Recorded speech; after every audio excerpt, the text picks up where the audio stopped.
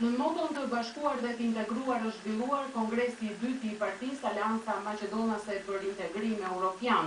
Në këtë kongres, ku kanë marrë pjesë 138 delegat nga rrethet të ndryshme të vendit, janë zgjedhur edhe organet drejtuese për periudhën 2013-2017, ku kryetar është zgjedhur Edmond Themelko, aktualisht kryetari i komunës Pustec.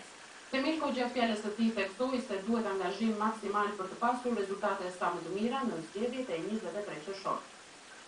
Në moton të bashkuar dhe integruar, u zhvillua në Tiranë kongresi i dytë i Partisë Aleanca Maqedonase për Integrim Evropian. Në këtë kongres morën pjesë 138 delegatë nga Prespa, Korça, Vilishti, Pogradeci dhe qytetet tjera të Shqipërisë. Delegatët unanimisht rizgjodhën për periudhën 2013-2017 kryetarin e Partisë Aleanca Maqedonase për Integrim Evropian, zotin Edmond Themelko, i cili aktualisht është edhe kryetari i komunës Pustec. Po gjithashtu, delegatët e Partisë Aleanca Maqedonase për Integrim Evropian zgjodhën organet e punës të kongresit të dytë. Kryesia e përbërë nga Vasil Steliovski, kryetar, dhe 5 anëtar. Ambasadori Tërpevski ka përcjellë edhe përshëndetjet e ministrit maqedonas të punëve të jashtme, Nikola Popovski, për një punë të suksesshme të kongresit të dytë të Partisë Maqedonase dhe ka theksuar se ambasada e Maqedonisë në Tiranë mbetet e hapur për të ndihmuar maqedonasit në avancimin e pozitës së tyre dhe të drejtat në Shqipëri. Edmond Themelko, si kryetari i sapo zgjedhur i kësaj partie, ka falenderuar delegatët për mbështetjen që i dhanë dhe njëkohësisht ka bërë thirrje që të angazhohemi maksimalisht për të arritur një rezultat sa më të mirë në zgjedhjet parlamentare të 23 qershorit.